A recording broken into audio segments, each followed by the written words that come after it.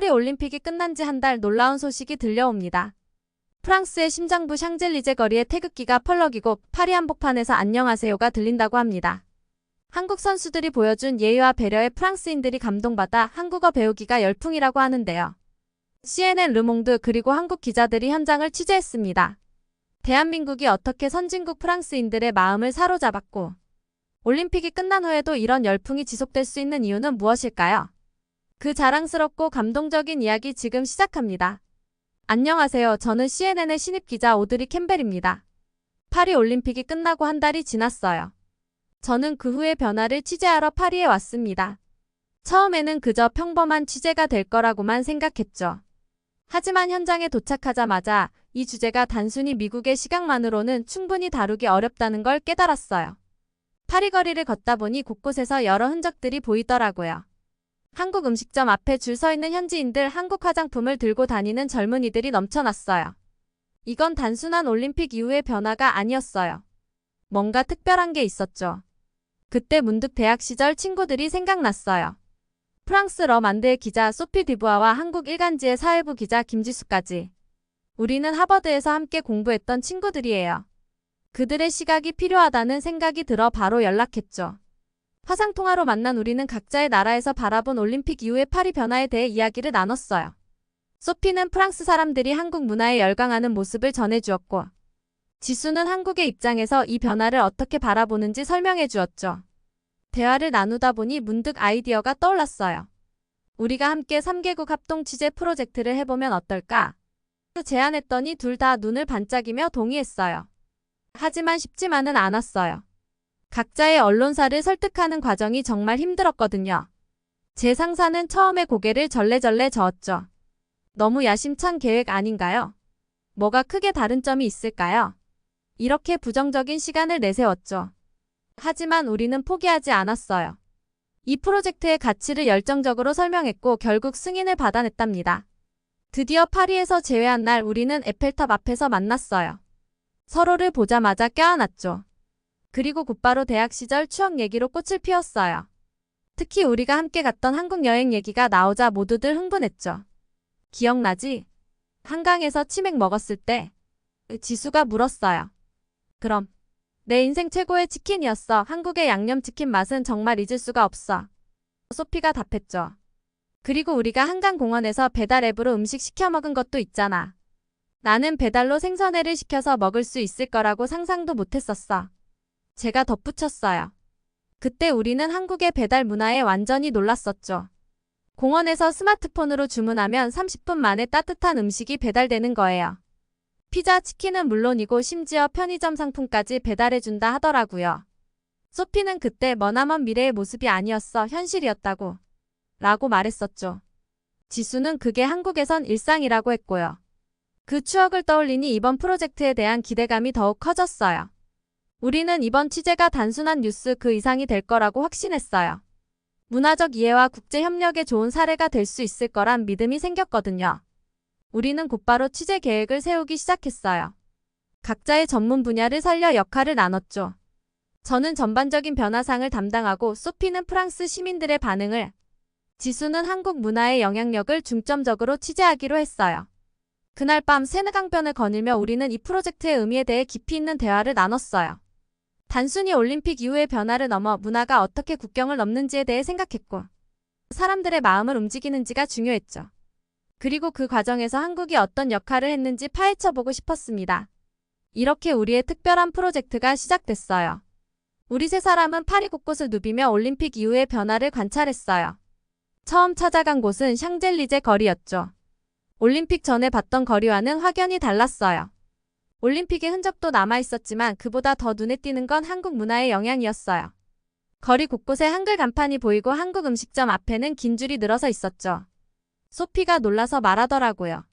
오드리, 지수 저기 봐.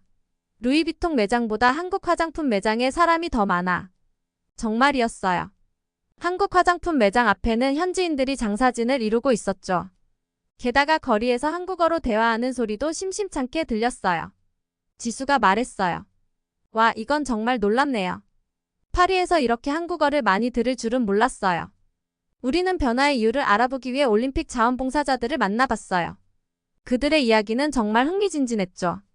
한 자원봉사자는 이렇게 말했어요. 한국 선수단과 관계자들의 친절함은 정말 대단했어요. 그들은 항상 미소를 지으며 메르시라고 말했죠. 작은 것 하나하나에 감사해야 하는 모습이 너무 인상적이었어요. 다른 자원봉사자는 이런 일화를 들려줬어요. 폭염이 심했던 날 한국 대표팀이 다른 나라 선수들을 위해 특별 도시락과 쿨링 재킷을 준비해 왔어요. 정말 감동이었죠. 그 작은 배려가 우리의 마음을 사로잡았어요.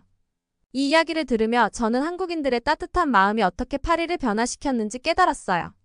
우리는 또 다른 흥미로운 사실도 발견했어요. 삼성이 모든 올림픽 참가 선수들에게 갤럭시 폰을 선물로 제공했다는 거예요. 이 덕분에 현지에서 삼성 제품에 대한 관심이 크게 늘었다고 해요. 한 전자제품 매장 직원은 이렇게 말했어요. 올림픽 이후로 삼성 제품을 찾는 고객이 부쩍 늘었어요. 특히 선수들이 사용하던 모델을 원하는 분들이 많아요. 한국 기술력에 대한 신뢰가 커진 것 같아요. 소피는 이렇게 덧붙였어요. 프랑스 사람들이 이렇게 다른 나라 문화에 열광하는 건 처음 봐요. 정말 놀라워요. 지수도 깊은 감동을 받은 듯 했어요. 우리나라가 이렇게 큰 영향을 미칠 줄은 몰랐어요. 정말 자랑스럽고 감격스러워요. 파리에서의 취재를 계속하면서 우리는 정말 놀라운 변화를 목격했어요. 특히 미국인인 제 입장에서는 충격적인 부분도 있었죠. 먼저 저는 미국 선수단과 관계자들의 행동을 되돌아보게 됐어요. 안타깝게도 우리나라 사람들은 주로 자기들끼리만 어울리고 현지 문화를 체험하려는 노력이 부족했어요. 이런 개인주의적 성향과 문화적 폐쇄성 때문에 미국은 올림픽 이후 파리에서 큰 인식 변화를 이끌어내지 못했다는 걸 깨달았죠. 한 미국 선수는 이렇게 말하더라고요. 솔직히 말해서 나는 여기 음식이 입에 안 맞아서 주로 패스트푸드점만 갔어. 프랑스어도 못하니까 현지인들과 대화하기도 어려웠고. 이런 태도가 얼마나 아쉬운지 모르겠어요. 반면에 한국 선수들은 달랐죠.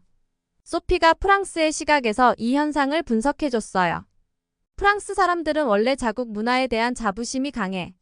하지만 이번 올림픽을 통해 한국 문화의 개방성과 적응력에 완전히 매료됐어. 한국 선수들은 프랑스어로 인사하려 노력했고 우리 음식을 즐기려 했지. 그 모습이 정말 인상적이었어. 지수는 한국의 관점에서 이 변화를 설명해줬어요. 우리나라는 정부, 기업, 개인이 하나 되어 국가 이미지를 높이려고 노력했어요. 특히 정문화와 우리라는 개념이 외국인들의 마음을 사로잡은 것 같아요. 지수의 말을 들으며 저는 한국의 우리 문화가 얼마나 강력한지 새삼 깨달았어요. 미국의 개인주의와는 확실히 다르더라고요. 한국 사람들은 항상 우리라고 말한다고 하더라고요. 우리 팀, 우리나라라 해요. 그들의 단결력이 정말 부럽더라고요. 우리 셋은 한국의 집단주의적 접근과 문화적 개방성이 이런 큰 변화를 가져왔다는 데 동의했어요. 예를 들어 한국 선수단이 다른 나라 선수들을 위해 준비한 특별 도시락이나 응원 문화 같은 것들이요. 소피가 말했어요. 프랑스 사람들은 원래 다른 문화를 받아들이는데 조심스러워. 하지만 한국 문화는 달랐어. 그들의 열정과 친절함이 우리의 마음을 열게 만들었지. 지수는 이렇게 덧붙였어요. 우리나라 사람들은 해외에 나가면 한국을 대표한다는 생각으로 행동해요. 그래서 더 조심하고 더 친절하게 대하려고 노력하죠. 이 말을 들으며 저는 미국인으로서 부끄러움을 느꼈어요. 우리도 이런 마음가짐을 배워야 하지 않을까요? 우리는 이러한 문화적 차이가 올림픽 이후의 인식 변화에 어떤 영향을 미쳤는지 심층적으로 토론했어요. 그 결과 한국의 문화가 가진 포용력과 적응력이 세계인의 마음을 사로잡았다는 결론을 내렸죠. 이것이 바로 한국 문화의 힘인 것 같아요. 개방적이면서도 단결된, 친절하면서도 열정적인 모습이 세계인의 마음을 움직인 거죠. 우리의 취재가 깊어질수록 한국의 놀라운 면모들이 계속해서 드러났어요. 특히 한국 정부의 전략적인 문화 외교와 국민들의 단결력에 깊은 인상을 받았죠. 먼저 우리는 한국문화체육관광부 관계자들에게 연락을 해보았어요. 인터뷰를 요청한 후에 화상으로 얘기를 나누기로 했죠. 그분은 이렇게 말씀하셨죠. 우리는 단순히 K-팝이나 드라마만 홍보하는 게 아닙니다. 한국의 전통 문화부터 현대 기술까지 모든 것을 아우르는 총체적인 접근을 하고 있어요. 이 말을 들으며 저는 한국의 문화 외교가 얼마나 체계적이고 전략적인지 깨달았어요. 소피가 물었어요. 그런데 어떻게 이렇게 다양한 분야에서 성공할 수 있었나요? 그때 지수가 설명해줬어요. 그건 아마도 우리나라의 역사와 관련이 있을 거예요. 한국은 수많은 위기를 겪었지만 그때마다 국민들이 하나로 뭉쳐 극복해냈거든요. 지수의 말에 우리는 더 깊은 이야기를 듣고 싶어졌어요. 그녀는 계속해서 한국의 근현대사를 들려줬죠. IMF 외환위기 때 전 국민이 금을 모아 국가 부채를 갚은 일화, 태양기름 유출 사고 때 수많은 자원봉사자들이 몰려든 이야기 등이요. 이 이야기들을 들으며 저는 깊은 감동을 받았어요. 한 나라의 국민들이 이렇게 하나 될 수 있다니 정말 놀라웠죠. 소피도 감탄했어요. 와, 정말 대단해요. 프랑스에서는 상상하기 어려운 일이에요. 우리는 이런 한국의 저력이 올림픽에서도 드러났다는 걸 알게 됐어요. 한국 선수단의 단결력, 다른 나라 선수들을 배려하는 모습, 그리고 관중석에서 하나된 목소리로 응원하는 한국 팬들의 모습 등이요. 특히 인상 깊었던 건 한국 기업들의 역할이었어요.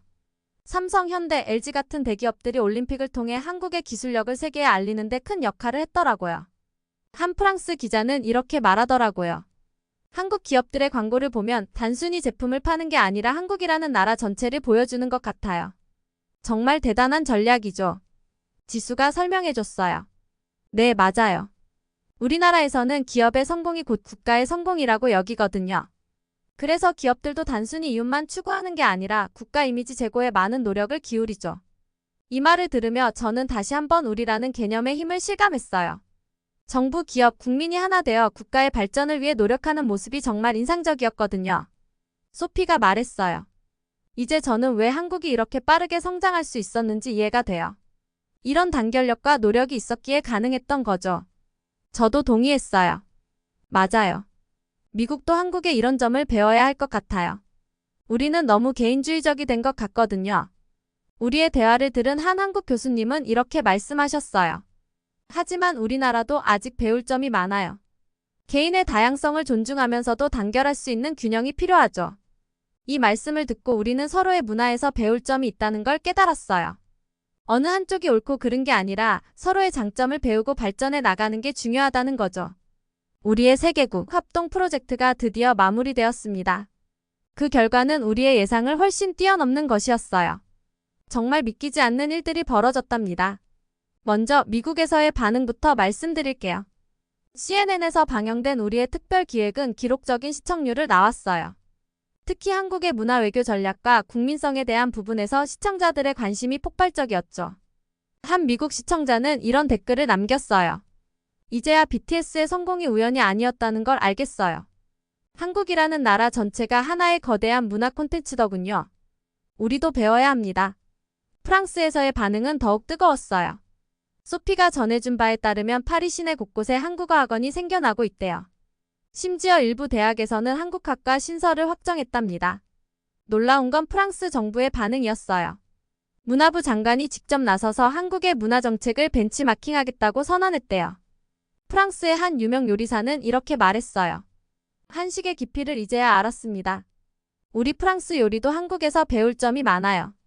특히 발효 음식에 대해 더 연구하고 싶습니다. 지수의 기사는 한국에서 엄청난 반향을 일으켰어요.